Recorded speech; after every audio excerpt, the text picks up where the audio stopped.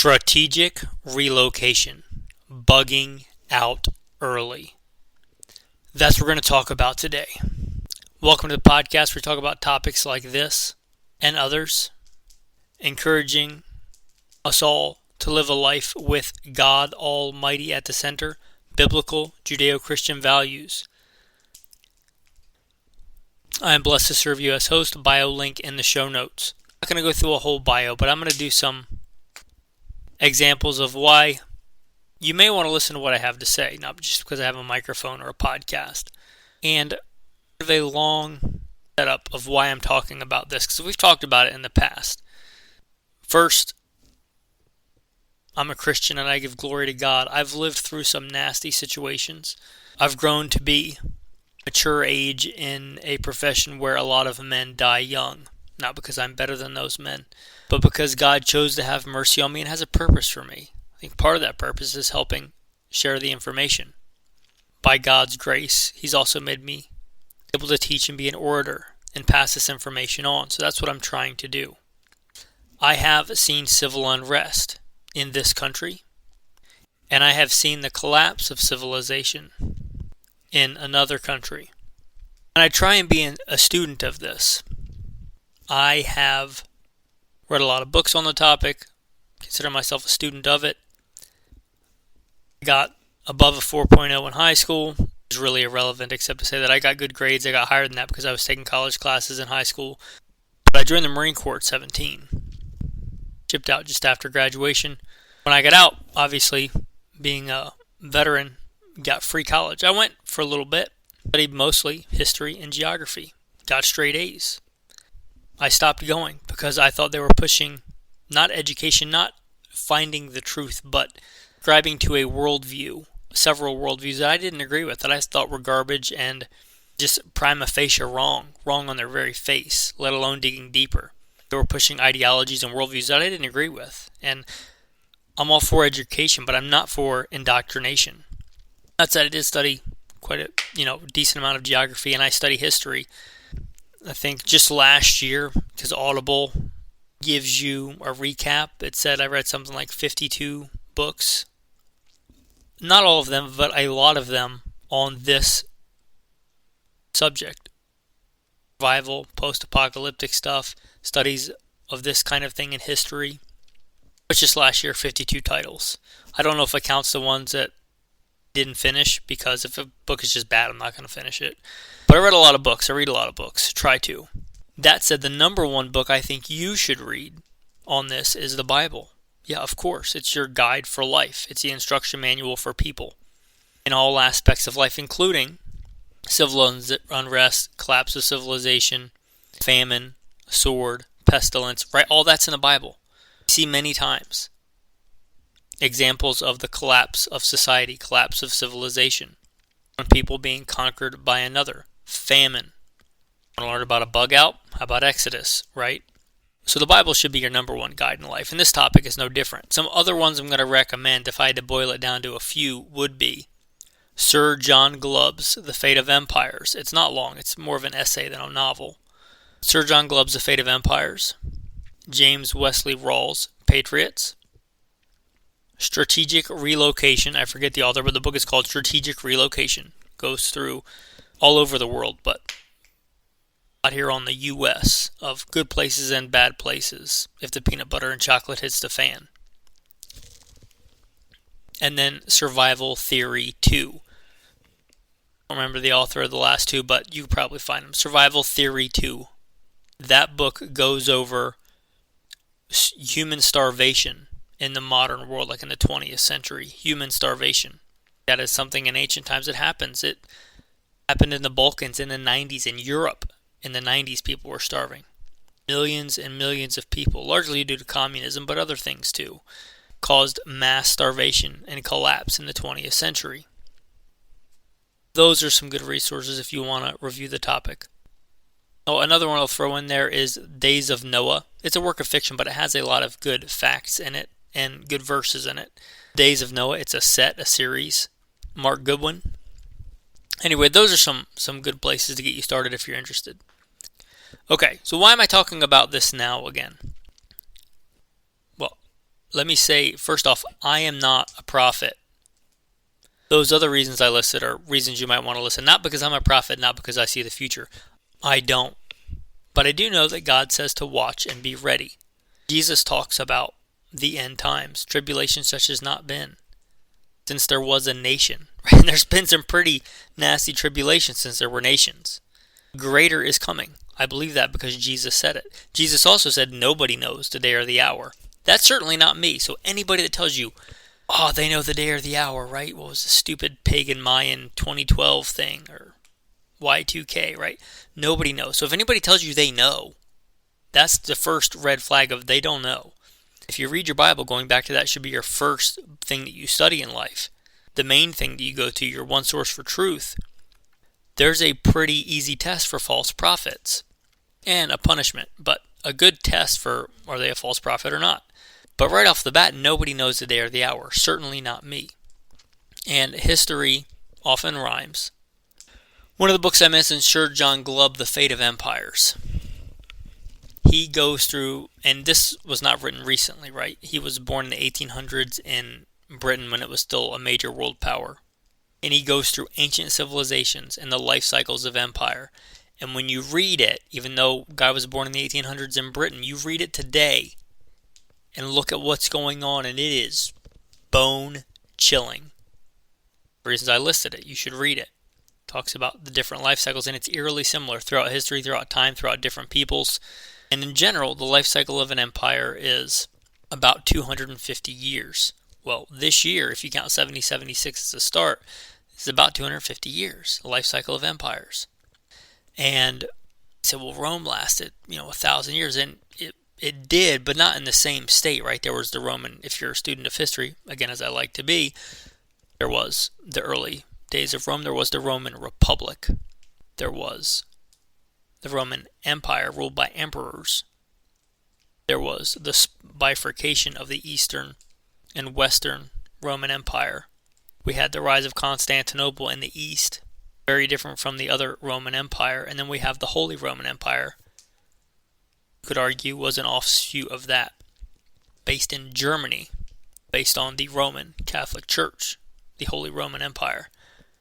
So, yeah, Rome lasted a long time, but not as you would recognize it.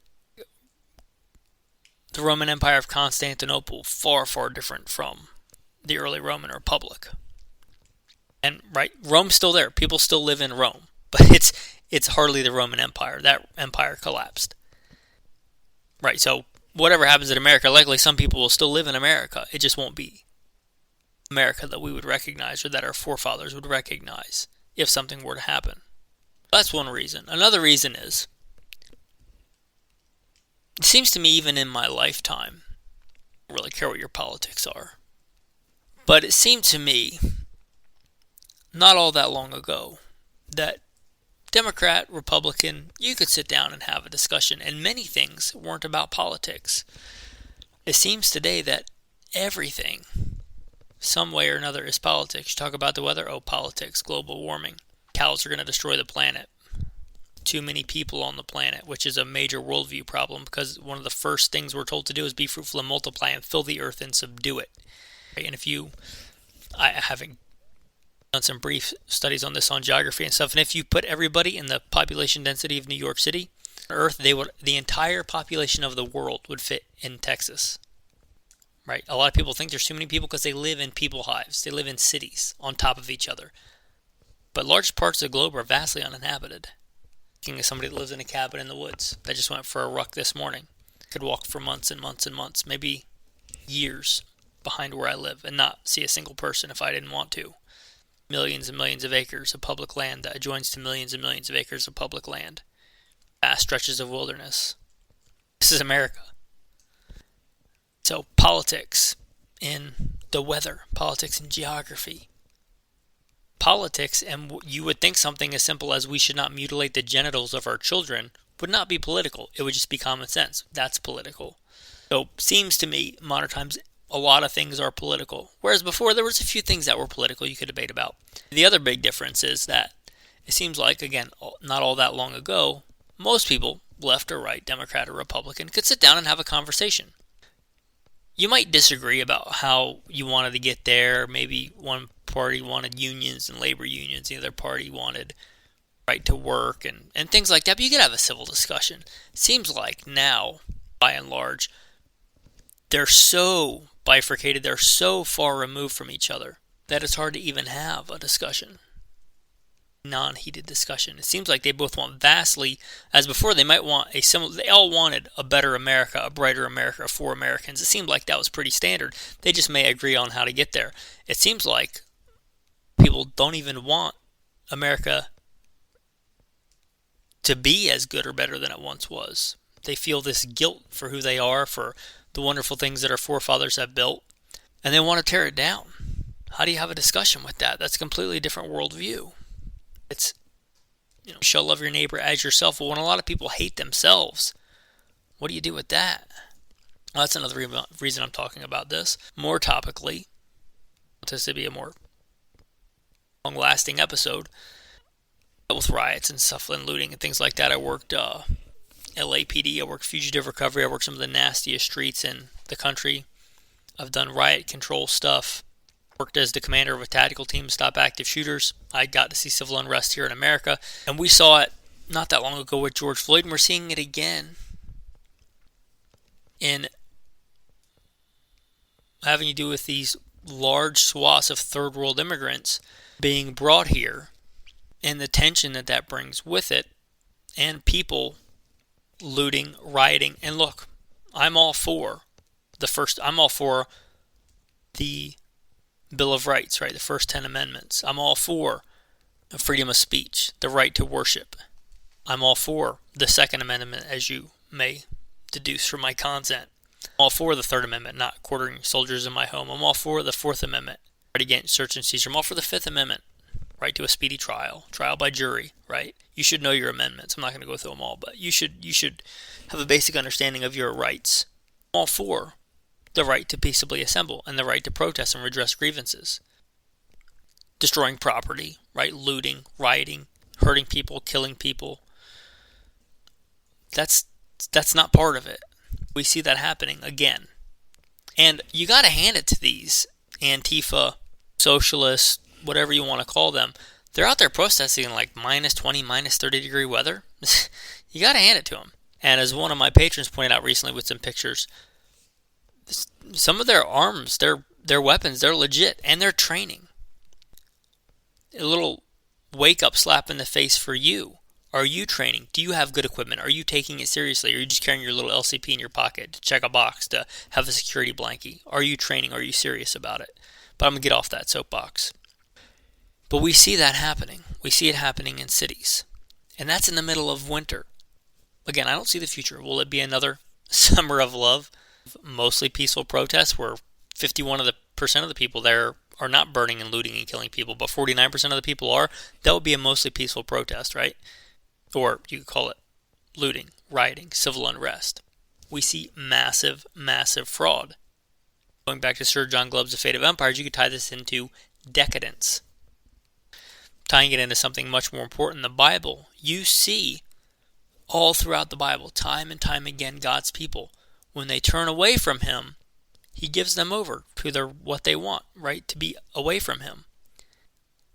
And it doesn't go well for those nations. It doesn't go well for the people of God when they turn their back on Him. It go well for nations that don't listen to the instructions of God. Now, just take a step back and think about our nation in the past. I don't know, since the 1950s, since World War II. Have we walked more in line with what God tells us to do or less? And how do you expect that to turn out for the nation? Perhaps we will repent and see another blossoming era of beautiful Western Christianity in America. I would love that. But I don't see the future. And if that doesn't happen, and when people don't listen to God and don't follow God's instruction and want to do their own thing, it doesn't go well for them, does it? Okay. Strategic relocation. I heard this from Pastor Joe Fox, Viking Preparedness. I've been a patron of his. I thank all you guys that are patrons of mine, but I've been a patron for him longer than I think longer than I've had my own Patreon. A long time, back when he had a $1 tier. So I'm still on the $1 tier, got grandfathered in. But anyway, one of the things he says that's really, to boil it down simple, break it down Barney style, as we said in the Marine Corps. Things that are going to get you: starvation and people behaving badly. Tied into both of those things is population density. Population density matters. Population density matters. Starvation and people behaving badly. More people behave badly where there's more people. I know that's common sense, but really think about that.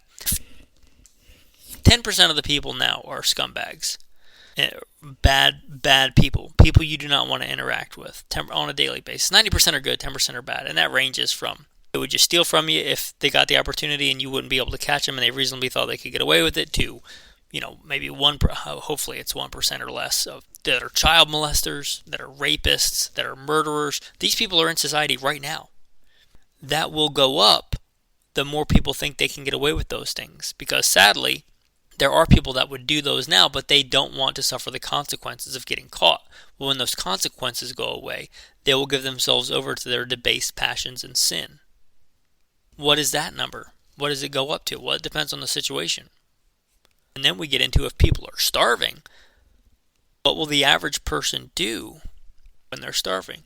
If you go to one of the Book of Kings, there's a city being besieged, and God's people are in there, and they're starving to death. And one woman goes to the king for help. He says, how can I help you? She says, well, we had an agreement with our, I forget, neighbors, whatever, that we were going to kill and eat my child today, and we were going to kill and eat her child the next day. So we killed and ate my child. And then when it was time to kill and eat her child, she hid them. Think about that. Starvation is a real thing, and those tie into each other. Population density matters. Now, this is going to vary based on region. And I recently had the dry entertainment of reading the EMP Commission report put on by the government. It's a .mil website. You can go look it up. It's FOIA, Freedom of Information Act. But if the power grid went down, whether you think it's going to be an EMP or just people, Muslims attacking the power grid because they hate you, whatever you think the case is, grid down, people say 90% of the U.S. population will die in a year. And you might think, well, you can live without power. You can, but in today's modern society, where does your food come from? Likely it's moved into place by something that uses petroleum, whether it's a diesel train or a diesel truck or a ship from Argentina or whatever it is, right? Brazil with your beef, or just tracked from California. Infrastructure's gone because you can't really get gas without electricity. How do you get the food? And then what happens to the water? Most municipal water supplies are a day or two, and then they're gone because you can't pump the water up into the water tanks to get water pressure without the grid. I don't know if 90% is true or not. I read that report, which is where people cite that from, and I didn't see 90% listed in there, but read it for yourself. Let's say it's a third or two-thirds. That's not going to be across the board, right? The same amount of people, it's not like an even percentage, right? Look at Manhattan versus northern Utah. Vastly, vastly different. Going to population density. Now, I live in the West, and I've done some studies, and I've seen this other different places, but people were living off grid here not that long ago, 40s, 50s. The thing that I've seen come up is one family per 20 square miles. If you already had a family there, you had better have 20 square miles, and if not, it was too crowded to sustain that family. Now, that's out west. Might get a little bit more than that on the East Coast. You have more water. You have some better farmland. But you're talking about a family per square miles, not families per 1 square mile. You think about that. It's hotly debated, right, what the indigenous population of the United States was. And you can throw out that stupid garbage kumbaya. They were a bunch of pagans before Christians showed up, and they were killing each other. They would do things like cut the feet of their rival tribes off and make them walk without the bottoms of their feet for entertainment. They would do things like strip a sapling, make it pointy, and then have somebody sit on it till the end came out the top of them. Leave them there alive, screaming for entertainment. Not to mention, human sacrifice and cannibalism. That's all. Native Americans did that, right? They didn't all sing Kumbaya. They destroyed each other. They tribal warfare was a big thing. Even if you got rid of tribal warfare and said, if something really bad happens, everybody's just going to get along, they're not going to kill each other for resources, which I think is a hugely naive thing to say. Say there was no violence, people against people. Just were trying to sustain off what the land could provide. Go with even the high numbers of estimates of indigenous populations in the Americas prior to contact, prior to all the blessings that Western Christian culture brought to America, all the people it brought with it. It's a tiny fraction of what the U.S. population is today. So, the higher population density you live in, the more culling is going to happen in that area to get it to a point of, let's say, homeostasis, where the land can sustain the people. Right now, modern agriculture relies heavily on petrochemicals. Ever since like the Dust Bowl, we've been propping up U.S. wheat and corn production with petrochemicals, highly industrial things. Soil without those doesn't generally reproduce that. And even if you live somewhere now that's a breadbasket that produces a ton of corn, it's likely genetically modified corn that does not reproduce according to its kind. You can't just plant the seed and it grows again. It doesn't work like that. It's genetically modified. I have to get new seed that's genetically modified from a laboratory, as I understand it, every year. If you don't have the laboratories, if you don't have the seed, it's not going to grow. Also, the soil, again, heavily dependent on, one, petrochemicals, which require huge infrastructure, and two, in most places, heavily industrialized irrigation. When those things go away, you're no longer talking about vast swaths of monocrops in places like Kansas and the Dakotas, the breadbasket. When you're going back to planting sorghum by hand. I'm not a farmer. This is not an area of my expertise. I'm certainly not one of these like organic permaculturists. So you should study that on your own. But when it goes back to people planting sorghum and cabbage and potatoes, staple crops by hand, what's that population density compared to what it is today? Do your own research on this. You think, it can't happen. Well, again, history often rhymes. You think of history as like this linear progression of like stair steps of like, we started out beating each other with clubs and now we have iPhones. But that's not the case if you actually study history. Again, civilizations collapse and they often leave a giant void.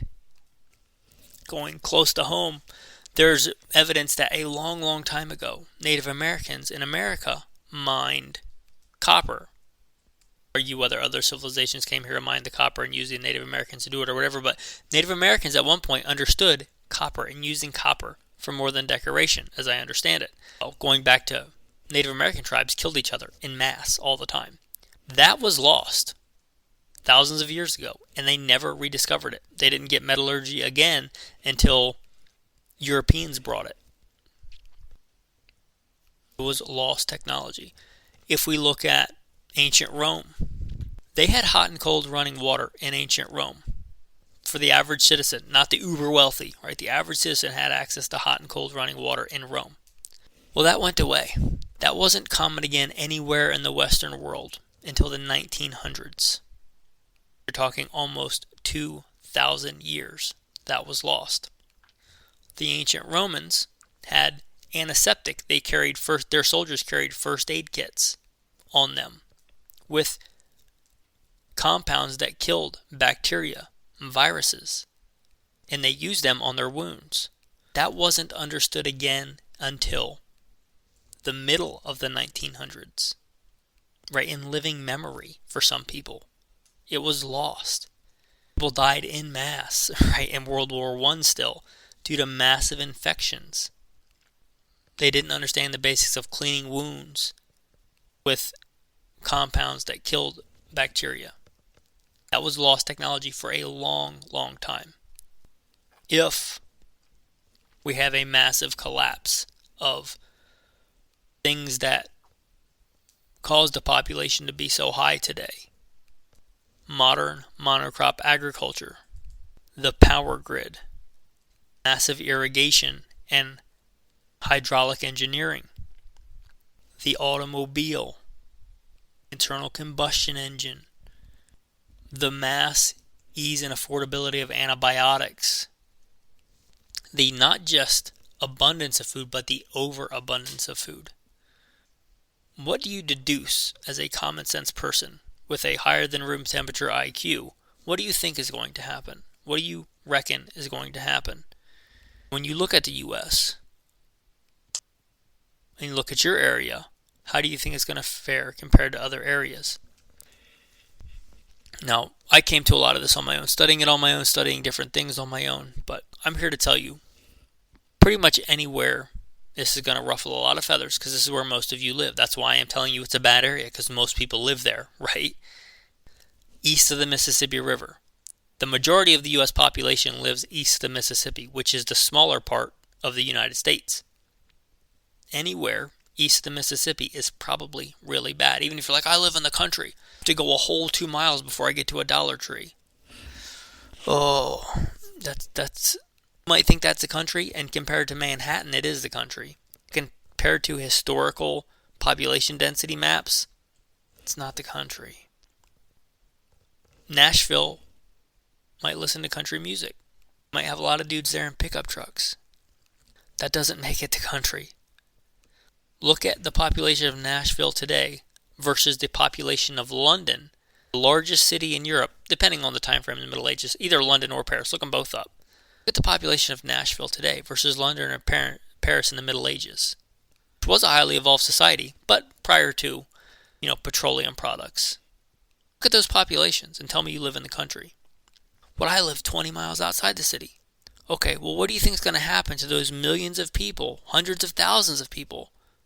There's no food in the cities, because here's the thing about cities. They have to bring in resources. It's kind of how cities work. You have the cities and you have the hinterlands. The hinterland is the area around the city that supports the city. One little nucleus of a city, and you have vast hinterlands that have to support the city. Because the city, by and large, doesn't make resources. They'll bring in, iron and copper and tin and make a trinket, a widget, and export it. That's fine, but the resources don't come from the city. The food that comes in the city, unless somebody has pepper plants out on their balcony, which is not going to sustain them calorically, they're trucking in, they're bringing in, however, ship, train, plane, automobile, they're bringing in food to that city to sustain the population. What happens when there are no trains, planes, automobiles, or far less of them? And you might think, well, I live a little bit outside the city. I live in the burbs. Okay, where do you think those people are going to go? Well, I live in a nice area. Okay, well, when there's millions of people starving that have any semblance of common sense left, do you think they're going to go to the ghetto to look for food or go to nice areas to look for food? They're probably going to go to the nice areas to look for food, right? And you might think, oh, I live in rural PA, whatever that means, or I live in Kentucky. Yeah, fair enough. Those places will certainly be better off than Manhattan or Pittsburgh. But how far are you from Pittsburgh or Philly or the D.C. metro area? I like West Virginia. It's beautiful there. But how far are you from the D.C. metro area at any given point? Probably not very far. How far are you from the massive amount of people that are in Ohio? Let's talk a little bit about demographics. And I shouldn't have to defend this, but again, I'm a Christian. We are all descendants of Adam. I don't care what color you are. I don't care what race you are. If you believe that Jesus is the Christ, the Son of God, believe in your heart, confess with your mouth, you're more a brother to me than a white Scandinavian that my ancestors came from, who is a pagan, a brother in Christ. I'm not talking about race, but what I am talking about is culture. Not all cultures are good. How could you say that? How narrow-minded? Yeah, narrow is the way. Narrow and difficult is the way. Not all cultures are good. Not all cultures are compatible. Mayans would take people that weren't Mayans, they would abduct them, capture them, and sacrifice them to make the sun come up. Do you want them as your neighbors? Hopefully the Christians came there and put a stop to that. That's a culture that needed to end, and I don't apologize for saying that. It's not a beautiful culture that sacrifices people, that captures people to kill them, to make the sun come up. Horrible pagan culture. There are cultures that don't have compatible values. You're listening to this, you probably believe that stealing is wrong, but that's not a universal constant, right? I'm a Marine. Part of early Marine Corps history was the Barbary pirates, Somalia, right? This was at the founding of our nation. The Somalis have been pirates since before we've been a nation. They don't have a problem with stealing. They don't have a problem with killing other people that aren't like them. They don't have a problem with destroying other tribes and propping up their tribe, like Mogadishu. Now, if a Somali converts to Christ and repents, yeah, man, that's fantastic. But if not, that Muslim raider culture, let's not forget that Muhammad was a raider, right? That's how he tried the peace thing early on in his founding of his, whatever you want to call it, false religion. He tried the peace thing. Didn't really work out, so he started raiding and killing and capturing. And then he grew. It's a religion of raiders, of pirates.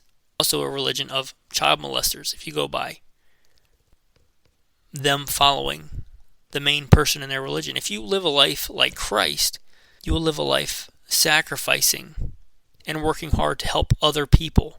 If you live a life like Muhammad, you'll be a raider and a child molester. He took a wife at 6 years old and very patiently waited until she was 9. That's not me just making this up. It's in their own documents, right? I've read the Quran. You can look at the Hadiths. You can look at their documents. This is the person this is their main person they look up to. A raider. A child molester. Is that compatible with you? Do you want that as your neighbor? Do you want those people? So look at demographics. And that's just one example of the Somalis. And there are many different cultures that can get along just fine together. But not all cultures are compatible. And I know that might ruffle some politically correct feathers, but if you came here for political correctness, I probably should have given you a PSA in the beginning. You're not going to get it. You're going to get truth here, hopefully, God willing. Truth. But truth is often offensive. Loving somebody is not telling them what they want to hear all the time. If they're addicted to heroin, they might want to hear, oh yeah, you should totally do heroin. It's great for you. It's what they want to hear, but it's not the truth, and it's not helping them. It's not loving them. Where was I? Not all cultures are compatible. So look at demographics where you are. Look at demographics. Where are most of these problems? Big cities. Do you live in or anywhere near, within a few hundred miles of any of these demographics? That's an indicator. That is a red flag. So, I got a little bit off geography. So basically the East Coast. Again, there'll be survivors in the East Coast. There'll be survivors in Manhattan. The island of Manhattan, if you cut off the power, probably could support a few hundred people. But there's millions of people there now. Is that where you want to ride it out? Probably not, right? There are little pockets, very north Maine, although the climate's kind of harsh. But east of the Mississippi. Okay. And then I would throw in Southern California. Somebody that's been L.A.P.D. California is basically one giant city from the Mexican border, right? San Diego on up, and that big city goes even down into Mexico, or like Tijuana. The only difference is there's a supposed border, the checkpoint, but it's basically one big city from down even south of Tijuana to up Santa Clarita. Look at that on the map. That's a giant area. And then stretching east into the desert, into San Bernardino, Riverside. That's all one big city. That anywhere near that, anywhere on any paved road, hundreds of miles around there, just that's a bad idea. We also look at government, and whatever your political views are, I don't really care. Again, I'm looking at this from history. In the 20th century, forget which one is killed more people, whether it was disease or government. And keep in mind, I'm not talking about war. I'm not talking about one government killing another. I'm not talking about the Germans killing the French. World War I. That was a lot of people. No, I'm talking about democide. a government killing its own people.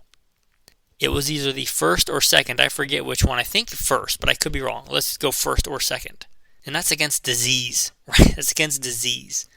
In the 20th century, one of the major killers was a people's own government. Not somebody else's government, their own government. Communism in the 20th century has killed a lot of people, millions and millions, on purpose, by design. Many other governments have killed their own people, genocides and democide, perpetrated by their own government, like the Armenian genocide. Look up the Balkans, right? So getting into that and the demographics of where you are, how is the government where you are? Now, no government is perfect. If going back to your main source, the Bible, people ask for a king, God gives them several warnings of why they don't want a king. And they're like, no, give us a king anyway. He tells them all the bad things that it's going to happen, but they say, no, give us a king. Except for Christ, there's no perfect king. There's no perfect government, but there are better or worse. How controlling and authoritarian, and how much does your government right now where you live align with your, hopefully, biblical values? Often, when something bad happens, governments will use that to seize more power. It's much more common than a government voluntarily relinquishing power.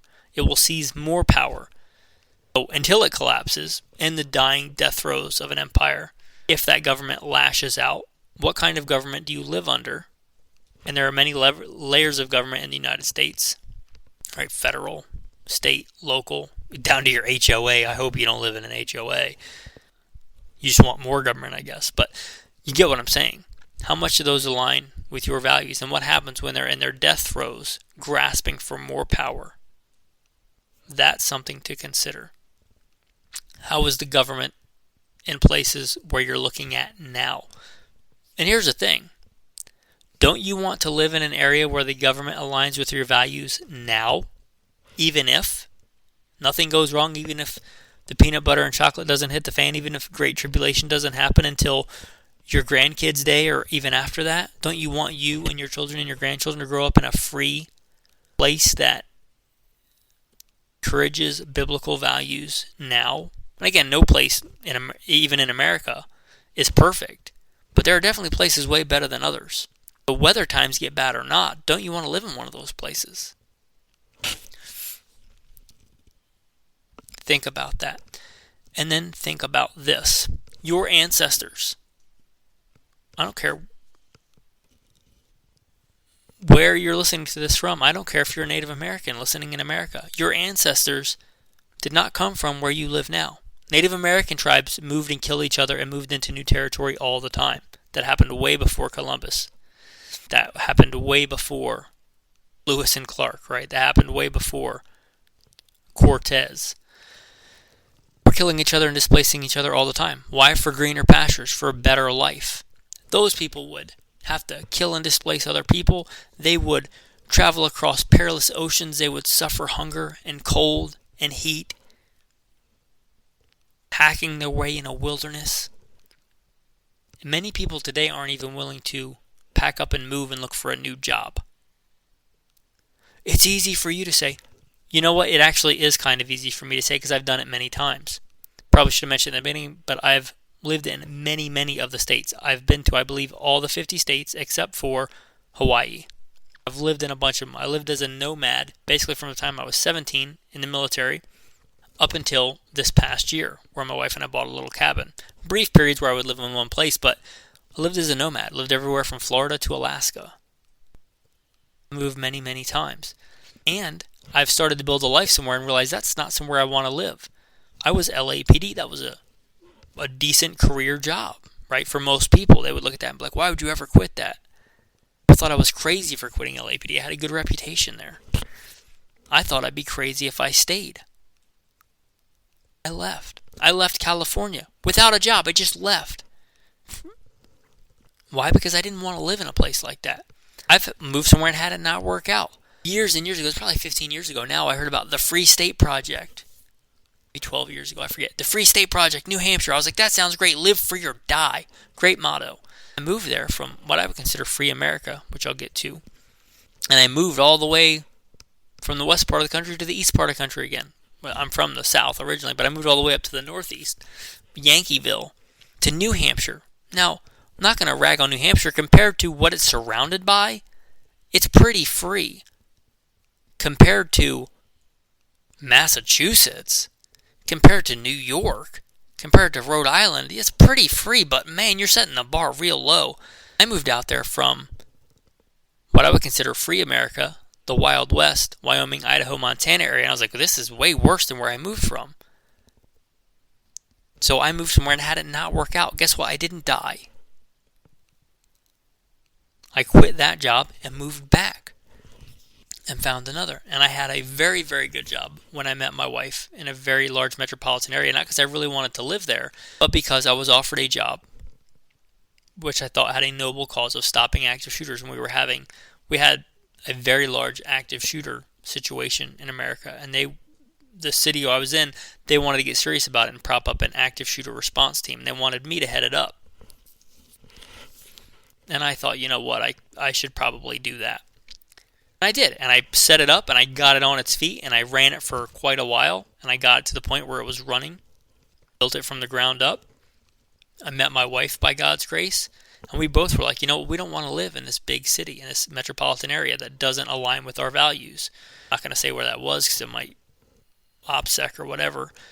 Those guys was just shot and killed. I don't want to give away too much, but that was a very good job, and I was the commander of a tactical team, and it was like a dream job. Guess what? I left without a job, just quit, and went somewhere else with my wife. So yeah, maybe it is easy for me to say because I've done it. But that's the thing, I've done it. You can do it too. Now, here's the thing. I don't know you. You should pray about it. God should be your lamp, your light. His word should be a lamp unto your feet and a light unto your path. Seek God. Pray about it. But you come from a long line of ancestors that did it. I've done it. You can do it if you want to, so I don't want to hear your excuses. If you don't want to move, then don't move. Okay, let me get into, I think, the best places are. Free America, what I would consider free America. Montana, Wyoming, Idaho, Utah, Western South Dakota, North Dakota, I'd say Western North Dakota too, Northern Arizona, with things as they are now, with functioning governments. If that goes away, I would also throw in Northern California, Oregon, Washington. But I wouldn't want to live under those governments now. In fact, that was a place my wife and I were looking at, and they passed that Prop 114 with a bunch of weapons bans. We were looking at property in Oregon. Beautiful, beautiful coastal Oregon, Pacific Northwest. I loved living there. They started passing even more, because not that long ago, they didn't really have any bad gun laws in Oregon, believe it or not. They were proposing a big one, and I was like, well, I'm going to leave. And I left. We were living there. I stopped living there and moved somewhere else. But if those governments went away, or some wonderful thing happened where they weren't draconian governments, I would throw those on the list as well, as far as geography. Strategic relocation. But if there is no major collapse, prior to that, a place you want to live, I think, now, and if the peanut butter and chocolate hits the fan in our lifetime, again, Montana, Idaho, Wyoming, Northern Arizona, Utah, Western, North and South Dakota, maybe a small pocket of Oklahoma and Arkansas, although you're surrounded by a lot of people there.